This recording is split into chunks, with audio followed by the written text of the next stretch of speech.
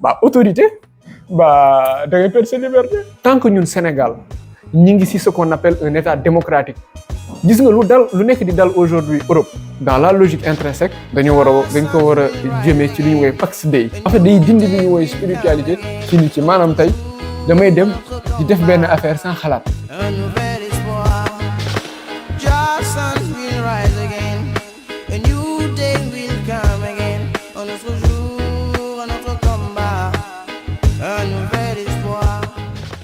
Salaamaaleykum wa rahmatullah. maa ngi tudd Mohamed Sy. je suis un être humain. dama gëm ne ñun ay nit leen avant tout. lu ñuy def wala ci lu ñuy yëngu définirul ñun lan leen nekk. donc je pense que aujourd'hui man noonu laa mën a définir sama bopp comme présentation. damay bind tamit. bind naa ñaari livres yi nii. ci tubaab li ñu woowee année grégorienne boo xam ne bëgguma ko je n'aime pas parce que pour man c'est comme ni ko anglais di waxee it's a bogus calendar. c'est un mauvais calendrier, mais maa ngi am 24 ans sur le calendrier grégorien. mais si yàlla lu mu santaane ak même astrophysiciens yi lu ñu gis ne moo gën mooy ci weer. maa ngi am 25 ans. en même temps aussi may diriger benn entreprise boo xamante ne ci affaire ingénierie lañ nekk. dama am lu ñu woowee benn background scientifique. mais terewuma en fait que lépp laa bëgg connaissance yëpp laa bëgg. ci sama livre yi boo ko liiree di nga ko xam di nga ko comprendre si loolu laay wooyee ci tubaab transdisciplinarité. donc ouais. c'est ça. tey ñu ngi def interview bi ci tur Xidr di benn communauté boo xamante ne du ma ne man maa ko sañ parce que du man ay nit ñoo gisoon en fait cette vision là parce que dañoo gëm ne que ne xam-xam dafa manqué dañoo gëm ne que ne nit yi dañoo amuñu éveil de connaissance dañoo éveil de connaissance dañoo gëm ne que ne nit yi en fait dañoo réer. dans cette logique là am benn communauté bu nga xamante ne que ce soit sur xarale yu bees yi mooy réseaux sociaux yi Instagram Facebook ak WhatsApp dañoo am ay communauté léegi ci communauté yooyu ñu jaarale ci ay sujets yoo xamante ne yaakaar nañ ne am nañ yaqin ne dina soulever en tout cas ay questions yu nga xamante ne les nit yi dinañ ko poser et que dina nekk loo xamante ne tamit dina njëriñ communauté bi ak ñëpp ñu nga xamante ne tey ñu ngi ci Sénégal. donc biñ ko defee mu ne ko ñetti sujet benn bu nga xamante ne ci politique la ak démocratie. xam ne ñun ñëpp Sénégal mu mel ci politique démocratie. place boo dem kër boo dem foo munti wax. foo munti dem nit yi en fait ci loolu la ñuy débattre ci loolu la ñuy discuter. deuxième affaire bi mooy ci affaire spiritualité ak religion entre guillemets je pense que loolu dinañ si ñëwaat après. troisième bi nekk ci autorité ak responsabilité. bon je pense que après bi ñu defee en fait le vote bon bizarrement la partie de la démocratie et de la politique génnul ba gars yi voté lépp luy diine ak lu nga xam ak lépp lu jëmale ci responsabilité ak autorité. ce qui est paradoxal par rapport ak lu nit yi di dundee lu nit yi di wax et tout. mais dañuy rendre compte que effectivement suñu communauté ay jeunes ñoo ci gën a nekk. je pense que kon day wane ne rek que jeunes yi dañoo bëgg beneen élan bu bees dañoo bëgg beneen type de réflexion et que discussion daal yu ñuy am ni ci politique ak démocratie ak ay people je ne juge personne ku nekk ak li ko ñor et bëgg nañ transcender loolu noonu. xanaa ginnaaw bi ma sante yàlla rek ay julli ci yonent bi alayhi salaatu wasalaam di jéem répondre ci question par rapport ak ñaari sujets yooyu noonu en toute humilité et avec l'expérience que j'ai eue. nekkul ne je suis jeune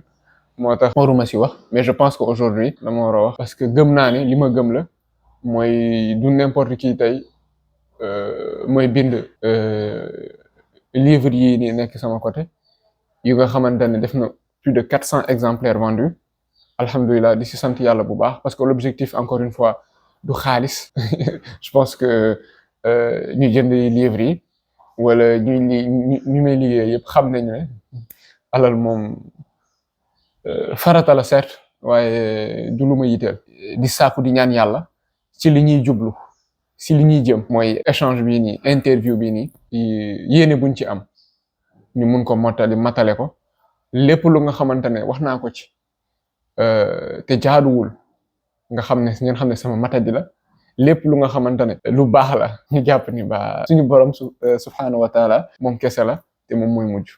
jërëjëf. Quelle est la différence entre autorité et responsabilité? Aujourd'hui, si on parle aujourd'hui de différence, avant de parler de différence entre autorité et responsabilité, je pense que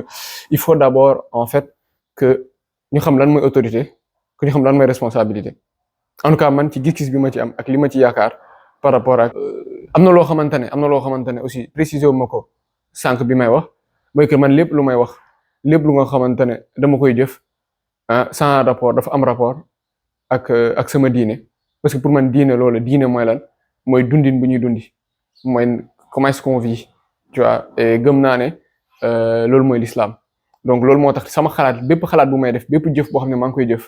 dafa am rapport ak loolu noonu. Donc pour revenir aujourd'hui à la question de autorité et responsabilité, l'autorité, à mon avis, je l'avais dit tantôt au niveau de mon interview passée il y a une année. Donc pour moi l'autorité yàlla rek moo ko moom yàlla rek moo ko am. L'autorité en fait ne revient qu'à Allah subhanahu wa ta'ala, alors que la responsabilité en fait elle est partagée au sein des êtres humains. C'est-à-dire aujourd'hui, on prend un exemple, on a l'habitude de parler d'autorité lorsqu'il y a les parents, lorsqu'il y a le mari envers la femme, les parents envers les enfants, le mari envers la femme. En tout cas, ça c'est pour les pays comme le Sénégal qui sont communautaires. Je précise que, en fait, il est important de préciser ça, que nous vivons en fait dans un système de famille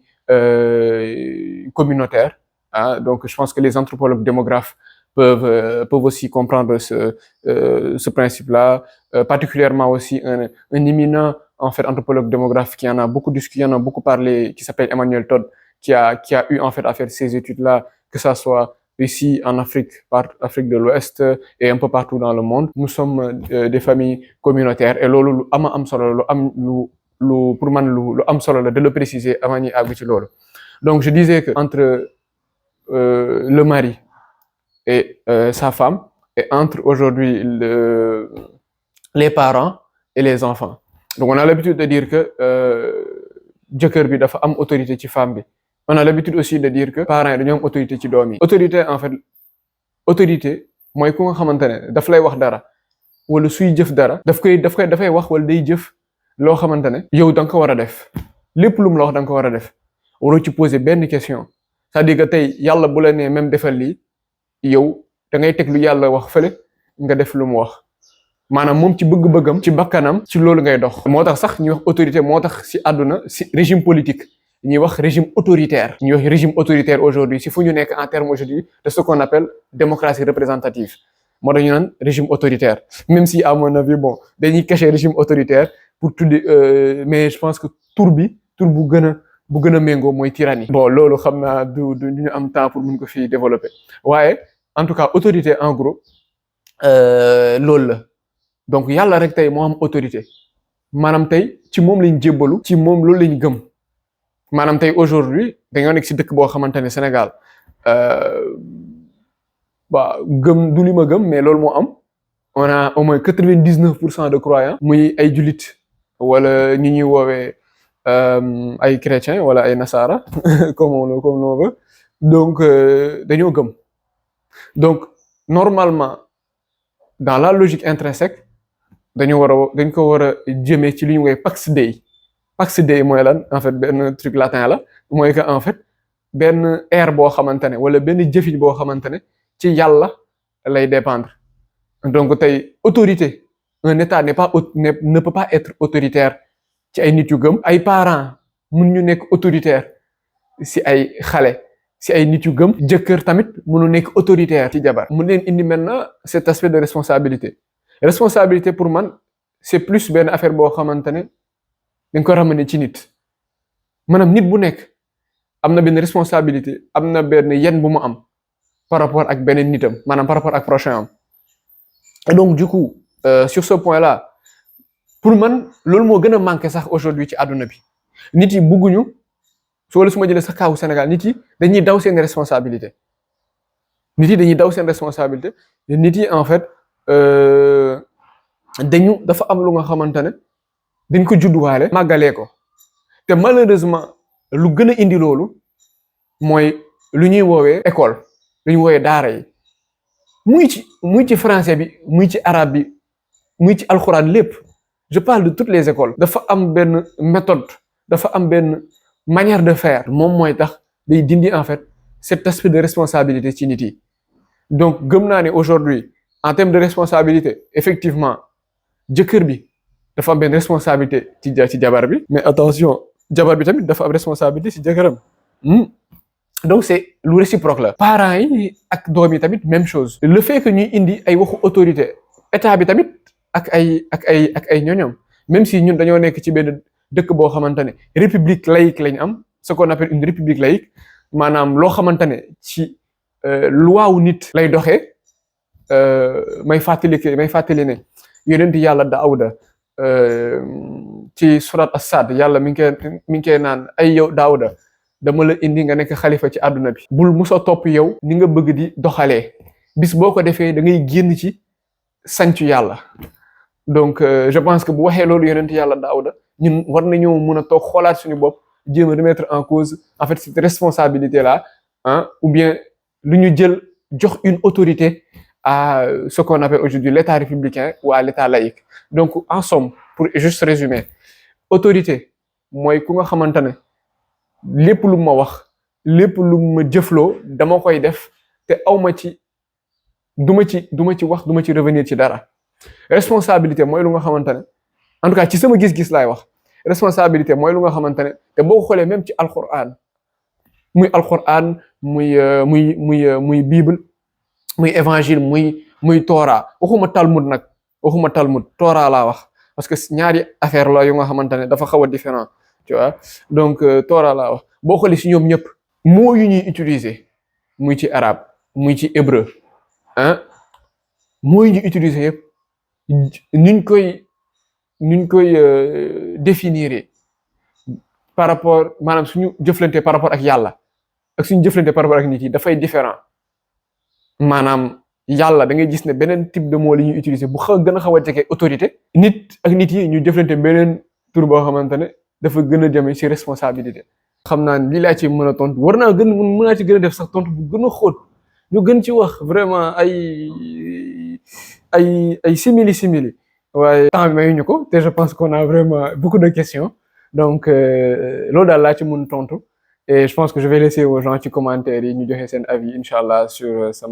sama réflexion. Accepter une autorité ne serait-ce pas renoncer à sa liberté? dafay ñëwaat rek ci li ma doon ci question bi ma doon tontu en fait accepter autorité effectivement mooy renoncer ci sa liberté parce que dès lors que nit ki wala lu mu mënti nekk après bu dee question bi bu dee da nga ko jëmale ci ay nit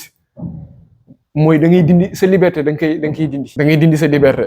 bu dee ci ay nit lañ jëmale question bii nii mais bu dee ci yàlla tey non duñu perdre suñu liberté en fait parce que yàlla loolu mooy rôle am nekk ñun suñu autorité loolu mooy rôle am donc ñun duñu perdre suñu liberté par contre il nous a donné aujourd'hui moom ci boppam moo ñu jox liberté boo xamante ne moom la ñu wooyee le libre arbitre maanaam loo xamante ne ñun dinañ mën a di jëflante suñu bopp entre guillemets nu mu ñu neexee et donc du coup ñaari sens yooyu laa mën tonter question bi quoi c'est-à-dire que bu dee dafa jëmale ci yàlla bu dee dafa jëm ci côté yàlla non tu ne perds pas ta liberté au contraire dafa la jox benn liberté et ce moom laa lay wax moom la ñuy woowee en fait libre arbitre. Deuxièmement bu dee da nga ko jëmale ci ay nit effectivement tu perds totalement ta liberté tu perds ta liberté parce que nit ki lum la wax moom ngay def moom ngay jëfe te amoo ci benn baat boo ciy teg amoo ci loo ciy wax même bu yàlla waxee leneen donc effectivement tu perds totalement ta liberté et notre reste aujourd'hui la démocratie ce qu'on appelle aujourd'hui démocratie ci àdduna bi muy Sénégal fii muy feneen muy Sénégal fii muy feneen wane nañ ñu ne que ne effectivement autorité da ngay perdre sa liberté et on a l'exemple aujourd'hui des guerres qui se passent aujourd'hui ci àdduna bi tu as l'exemple de l'Israël aujourd'hui Israël mais vous m'excusez du terme n'en a rien à foutre des Nations Unies ngeen jégal ma ci kàddu gi moom yoonam nekk aussi ci Nations Unies après ça me choque pas dès lors qu'on dit que Nations Unies dans sa charte alinéa 51 lan la ñuy wax daf ñu naan que ne autorité wu dëkk yëpp ci Nations Unies la jëm dès lors qu'on donne en fait l'autorité loo xamante ne ay nit lañ je suis désolé ça nous amène à ces problèmes là muy Israël muy Somalie muy Syrie muy Yémen muy Arménie parce que ñu ngi détruire foofu ay chrétiens orthodoxes au niveau du Haut-Karabakh muy Somalie affaire boo xam ne lu ma metti la loo nga xamante ne les gens n'en parlent pas duñ ci wax dañoo jël ay dëkk ay benn peuple autochtone dàq leen parce que effectivement ils ont une zone extrêmement poissonneuse ak benn port boo xamante ne voilà ça intéresse beaucoup comment on appelle les militaires, ça intéresse beaucoup en fait l'aspect militaire et tous les autres problèmes muy RDC aussi lu nga xamante ne aussi mun naa ne foofu tamit entre guillemets benn xeetu génocide tamit moo fa am donc loolu yëpp lan moo ko indi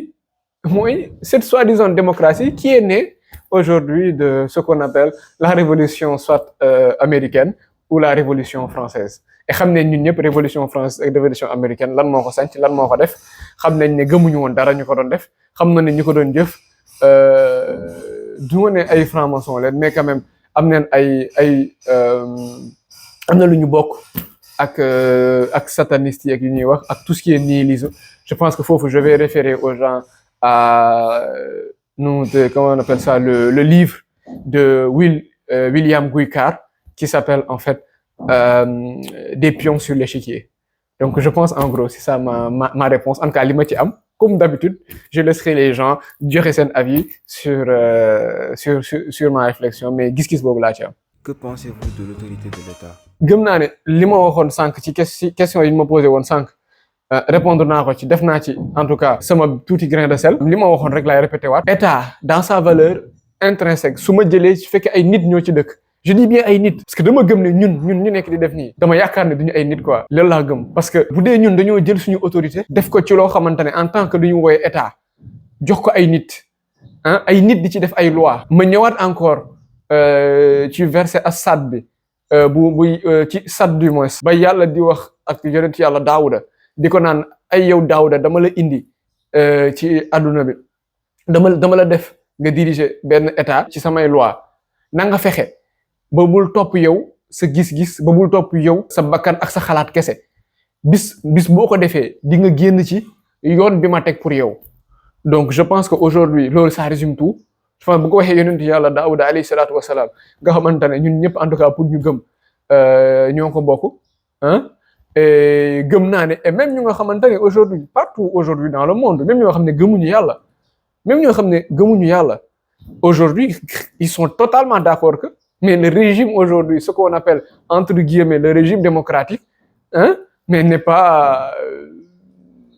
c'est pas en fait le bon régime et effectivement est-ce que l'État doit être autoritaire? Oui, l'État doit être autoritaire mais dans le sens de Pax Dei maanaam dans le sens où yàlla la ñuy teg ci kanamu lépp mais ne peut pas être autoritaire bu dee ay nit ñoo ci nekk parce que il y aura toujours en fait ay dégénérescence en fait tu vois dina am tout le temps en fait luy dégénérer dina am tout le temps ay problème te li ma gëm la tant que ñun Sénégal ñi ngi ci ce qu'on appelle un état démocratique gis nga lu nekk di dal aujourd'hui Europe lu nekk di dal Amérique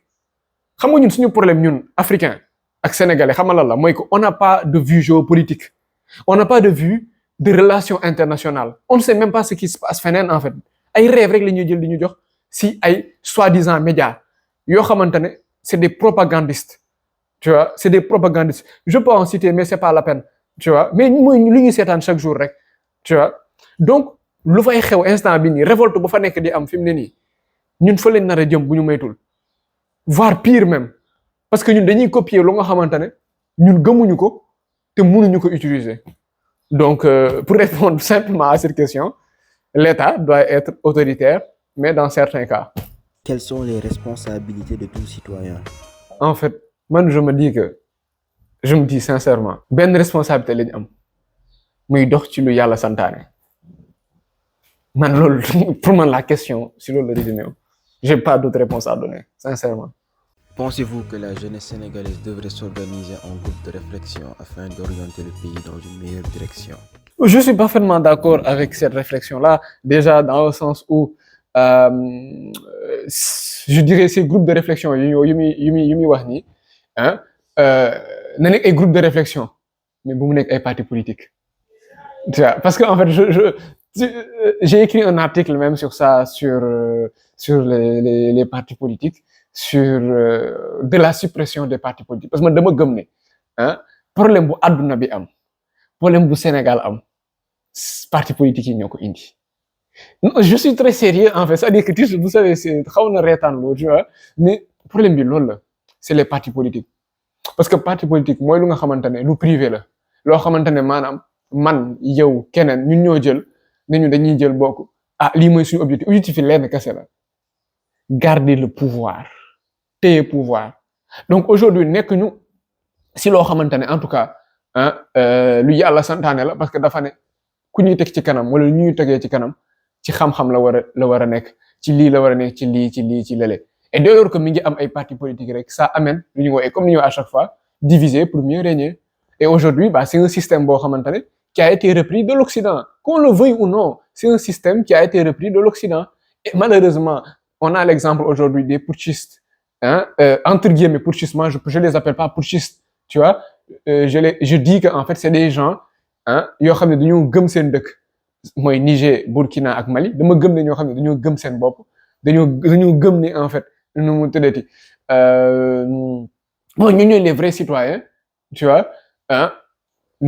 au lieu en fait de ces politiques de ces hypocrites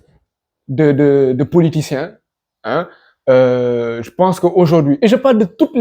tous les partis politiques je parle de tous les partis politiques seen objectif lenn kese la mooy garder le pouvoir donc déjà on est sûr et certain que ce système bii nii bu ñu doxalee nii aujourd'hui mënul perdurer et je vous le dis yàlla xam na ko on en reparlera dans le futur mais su fekkee ni ni ñu continuer Sénégal sur ce système politique là il n'y aura je dis bien aucun changement li may wax di waxaat encore ñun ci lu ñuy def dañuy jël comme référence l'Occident maanaam dëkk tubaab yi te ñoom li ñuy référencé wu dañ koy référencé wu ci ñàkk gëm yàlla te ñàkk gëm yàlla gis nga maa ngi koy wax depuis sànq nekkul juste ci li ñuy woowee charia al ibada maanaam loo xamante ne nu mu tuddati mooy julli woor joxe asaka ak affaire noonu yamul ci loolu kese dafa am tamit benn partie charia bu ñëwee ma awal lii maanaam lu nga xamante ne tey noonu la société war a doxee te loolu c'est le centre aujourd'hui en fait de l'islam si je peux l'appeler comme ça parce que l'islam mooy lan diine la mooy société bi nu muy doxee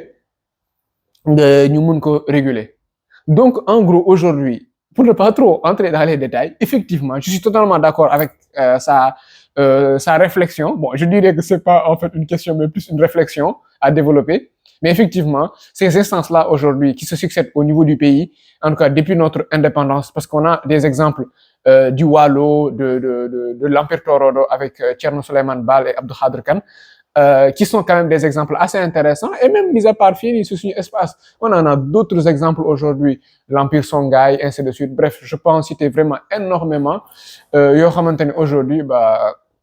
nu mu tëddee mën nañ ko jël comme référence donc effectivement moi je pense qu'aujourd'hui l'objectif de Khidr c'est ça c'est-à-dire que c'est de pouvoir aujourd'hui am entre guillemets ce n'est pas un think tank comme les Américains le disent mais en fait en tout cas c'est benn mbooloo la bu nga xamante ne dañuy jéem a xalaat jéem a gëstu jéem a indi aujourd'hui au moins une réflexion différente différente pas parce que dañoo bëgg juste lu différente parce que dañoo gëm ne nit yi dañoo nekk ci yoon boo xamante ne nekkul yoon bu ñuy jëmale kër donc effectivement dañoo dem ci réflexion yooyu noonu et ku poser question bii nii ak ñi may déglu dama gëm ne aujourd'hui war nañu mën a toog tey dama leen ni exhorter ñu ñëw rejoindre suñu communauté Khidr tu vois ñu gën a dem ci ay réflexions parce que y en a des réflexions ñaari livres yii nii yëpp ay réflexions la yu nga xamante ne c'est par rapport ak loolu par rapport ak état par rapport ak tout tu vois soo jëlee pas ci kuy bono bi j'ai parlé de l'inflation le vol des gouvernements foofu ñu ngi dugg ci côté économique xam naa ne bon aujourd'hui économie nekkul en fait suñu objectif ci vidéo bi et ainsi de suite ak yeneen allant du système éducatif qui est totalement biaisé et totalement en fait man je dirais que satanique parce que lu bon la lu yées la lu nga xamante ne la jëmaliwuñu kanam ci fànn yëpp